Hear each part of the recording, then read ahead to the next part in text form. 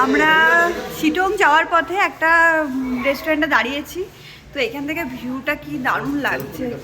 বেলকনিটাতে পুরো ফুলে ভর্তি, দেখতে দেখতে দারুণ লাগছে, সুন্দর লাগছে।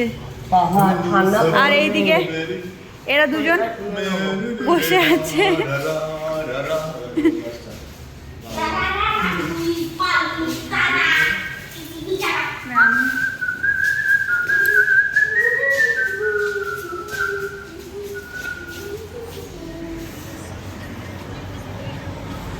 গাছ লাগিয়ে রেখেছে।